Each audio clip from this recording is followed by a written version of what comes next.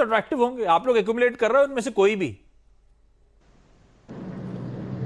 तो आशीष, इसे कहते हैं वास्तविकता से जुड़ना। जब महामारी आई, टेस्टिंग वगैरह चल रहे थे, दाम भी टेस्टिंग के काफी ऊपर के तरफ थे, जिसके कारण इनके नतीजे अद्भुत आए। अब इस महामारी को लेकर के परिस्थिति में थोड़ा बहुत सुधार हो रहा है, तो जाहिर है न तो सिर्फ डायग्नोसिस सेक्टर की कंपनियां, लेकिन कुछ फार्मा सेक्टर की कंपनियां भी शायद थोड़ा बहुत धराशायी हो सकते हैं। ये पूरे क्षेत्र में जो डायग्नोसिस का है, अगर एक कंपनी पर हमें खरीदारी की राय रखनी है तो वो होगी डॉक्टर लाल पैथ लैब्स, और वो भी इस स्तर पर नहीं, क्योंकि हमें लग रहा है कि अब करेक्शन आना लाजमी है। तो थोड़ा बहुत करेक्शन आता है तब जा करके आप निवेश कर सकते हैं। ऐसा नहीं है कि महामारी का जो प्रकोप है वो दूर हो गया है।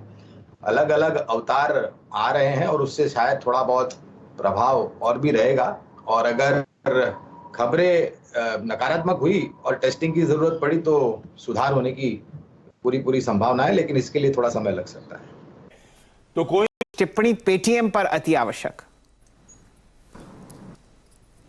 मैं उम्मीद कर रहा था कि ये प्रश्न आप मुझसे न पूछे, क्योंकि जब से ये शेयर आईपीओ इस कंपनी का आने वाला था, उसके पहले, उसके आईपीओ के लिस्टिंग के दिन और आईपीओ के पश्चात हमने एक ही राय दी है शैल जी, और वो है यहाँ से अच्छी खासी दूरी बना करके रखें।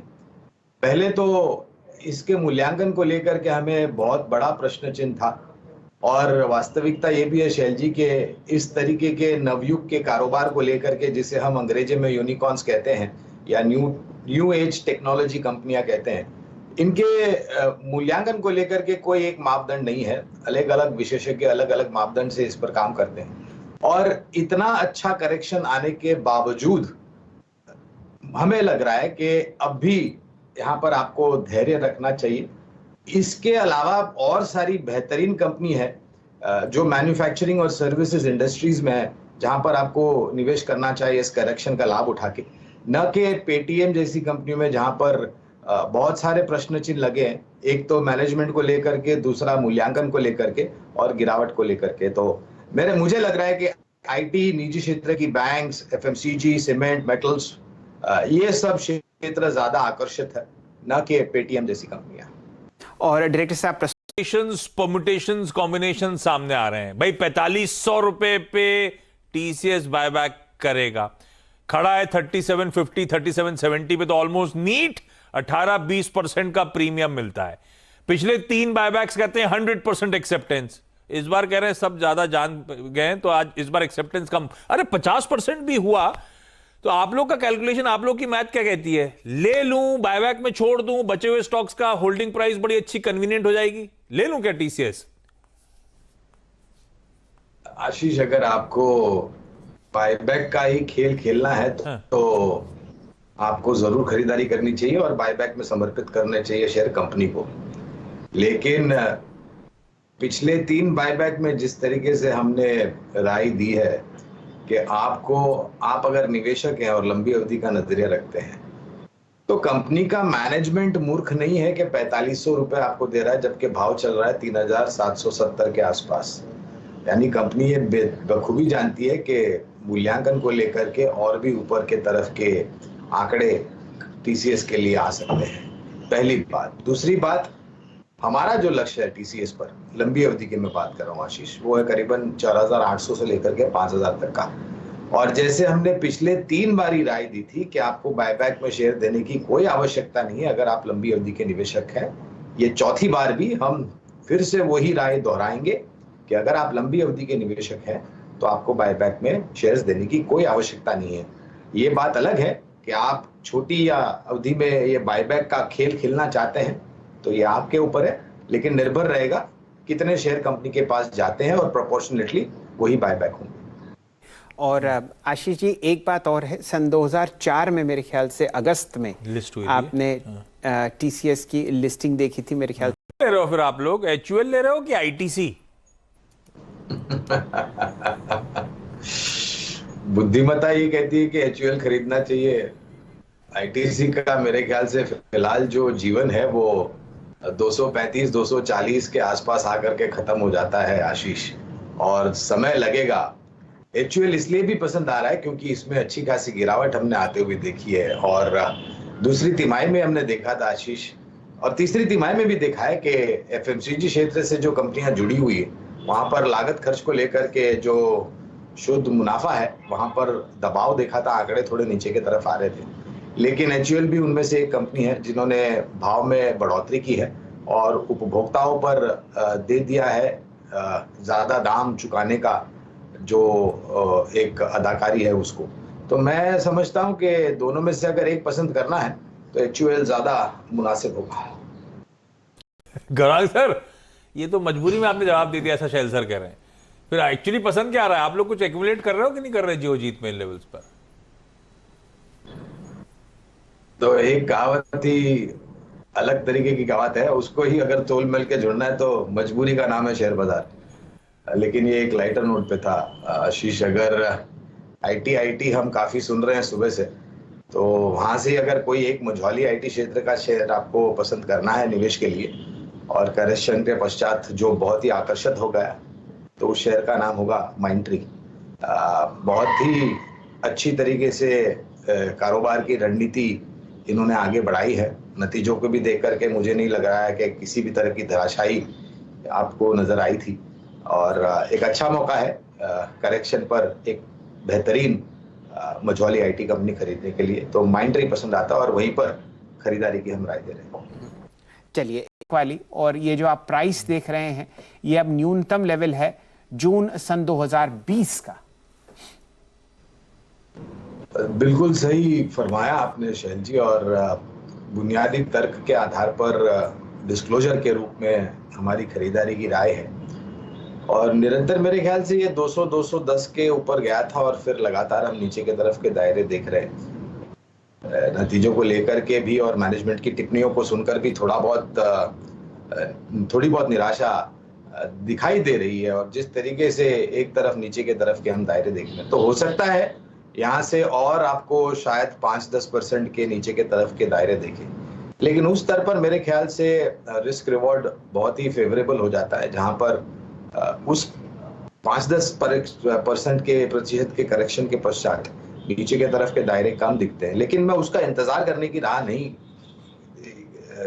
देखने की मैं राय नहीं दूंगा, बल्कि ये जो 130 के आसपास जो दाम चल रहा है वहां पर धीरे धीरे करके आप खरीदारी करना शुरू कीजिए लंबी अवधि के लिए। एक अगर सुनहरी किरण मुझे नजर आती है तो वो है सोने के दाम जो आपको करीबन 50,000 रुपए के आसपास दिख रहे हैं, और ये एक उससे जुड़ा हुआ खेल भी है। जिस तरीके से मुथूट है, मन्नापुरम है, टाइटन जैसी कंपनियां हैं, कल्याण ज्वेलर्स जैसी कंपनियां हैं, तो यहाँ से शुरू करें और धीरे धीरे करके गिरावट पर जोड़ते जाए। बहुत तरफ से कैसे आप देखते हैं इस डेवलपमेंट को, और किस तरीके से ये सेक्टर की मदद करता हुआ दिखेगा? धन्यवाद शैल जी आपका, और आप सभी को शुभ दिन हमारे तरफ से। तो यहाँ पर भी कमर कसना जरूरी था शैल जी। अगर हाल ही की अगर मैं बात करूं तो कुछ नाम ऐसे आए थे जिसको लेकर के इस क्षेत्र पर बुरा प्रभाव पड़ा था और पूरे वित्तीय क्षेत्र में उसका असर पड़ा था। मैं ज्यादा गहराई में नाम नहीं लेना चाहूंगा क्योंकि ये नाम सभी को पता है कौन से नाम की मैं बात कर रहा हूँ, और सिर्फ हाल ही के इतिहास में नहीं शैल जी, थोड़े बहुत दूर की नजर भी आप देखें तो ऐसी कुछ परिस्थिति पहले भी खड़ी हुई थी, और जरूरत थी कि यहाँ पर कुछ जो नियम है उसको बदला जाए, थोड़ा बहुत सक्षम किया जाए, क्योंकि इसका जो एक असर है वो इस क्षेत्र तक सीमित नहीं रहता है, वो बाकी अन्य क्षेत्रों पर भी जाता है, कर्मचारियों पर जाता है, शेयर धारकों पर जाता है। तो मेरा ये मानना है कि ये जो नियमों में प्रस्ताव जो किया था तारीख को लेकर के, उसको थोड़ा पीछे ढकेला गया है, लेकिन मुझे नहीं लग रहा है कि अब ज्यादा देर तक ये पीछे ढकेल पाएंगे। सितंबर तक मेरे ख्याल से 2022 को ये नियम लागू कर दिए जाएंगे, जिससे जो जरूरत थी मजबूत बनाने की बुनियाद और सक्षम रूप से इस क्षेत्र को और बढ़ावा देने के लिए, ये मेरे ख्याल से आपको स्पष्ट रूप से दिखाई देगा और एक अच्छा परिवर्तन आपको दिखाई देगा। तो मुझे लग रहा है कि एक कदम सही दिशा में है। समय को लेकर के थोड़ी असमंजस परिस्थिति है, लेकिन वो भी निर्णायक तरीके से मेरे ख्याल से सितंबर 2022 तक आपको जमीनी स्तर पर लागू हुआ दिखाई देगा, जिससे बैलेंस शीट की जो परिस्थिति है वो और मजबूत होगी। तो गौरांग, अगर एक ट्रेड लेना हो इन एनबीएफसी कंपनियों में, वो कौन सी कंपनी है जहां पर आपको लग रहा है कि इस तरह के एक्सटेंशन का कोई फर्क नहीं पड़ता, उनकी बुक्स एकदम क्लीन है, एनपीए जो क्लासिफाई करने थे कर चुके हैं, और यहां से आउटलुक और बुक की विजिबिलिटी ज्यादा मजबूत है? जो हर्षदा, ये जो एनबीएफसी का ब्रह्मांड है, इसको मैं 3 अलग अलग हिस्सों में बांटना चाहूंगा ताकि दर्शकों को सहूलियत हो समझने के लिए। तो एनबीएफसी में हाउसिंग फाइनेंस कंपनी भी आती है, डाइवर्सिफाइड फाइनेंस कंपनी भी आती है, गोल्ड लोन कंपनियां भी आती हैं और स्मॉल माइक्रो फाइनेंस कंपनीज भी आती हैं। तो मैं कोशिश करता हूं एक एक कंपनी इस चारों क्षेत्र में से आपको दे सकूं। तो ये विकल्प जो हम बता रहे हैं ये बुनियादी तर्क के आधार पर है, तो स्वाभाविक है कि आपको लंबी अवधि का नजरिया रखना पड़ेगा। तो हाउसिंग फाइनेंस में तो सक्षम, मजबूत, काफी लंबे से एक इतिहास बनाने वाली company HDFC limited. Diversified financial companies में से आप बजाज फाइनेंस को माफ कीजिएगा पसंद कर सकते हैं। ग्रामीण क्षेत्र से जुड़ी हुई जो राशि उपलब्ध कराने वाली कंपनी M&M फाइनेंशियल्स, ये भी हमारी खरीदारी की सूची में है। माइक्रो फाइनेंस में मेरे ख्याल से एक कंपनी है AU स्मॉल फाइनेंस, आप यहाँ पर नजर रख सकते हैं। और अगर गोल्ड लोन कंपनी में आपको निवेश करना हो तो मेरे ख्याल से कल भी हम बात कर रहे थे इस कंपनी के बारे में, वो है मन्नपुरम या मुथूट, आप दोनों में से कोई भी एक कंपनी चुन सकते हैं। ओके, तो फिर बहुत ही जल्दी फंड रेज करने पड़ रहे हैं, QIPs लाने पड़ रहे हैं? अर्षिता, जो मेरी समझ में आता है वो है शायद विस्तार योजनाओं को लेकर के, क्योंकि अब जब हम ऐसी परिस्थिति में है जहां पर लॉकडाउन से अनलॉक हो रहा है और ज्यादातर शहरों में जो प्रतिबंध लगाए गए थे उसको धीरे धीरे करके वापस लेने की बात हम कर रहे हैं। और ये भी एक वास्तविकता है हर्षिता के हिंदुस्तान की जो आबादी है, भारत की जो आबादी है, उसमें 35% युवा पीढ़ी है। और इन्होंने हाल ही में मेरे ख्याल से कुछ अच्छे खासे मेन्यू में एडिशन किए थे, इंट्रोड्यूस किए थे। और मैं ये भी मानता हूँ कि खरीदार पहले दे देते हैं हर्षिता, क्योंकि हम बात करें IPO के समय लंबी अवधि के लिए निवेश की राय थी।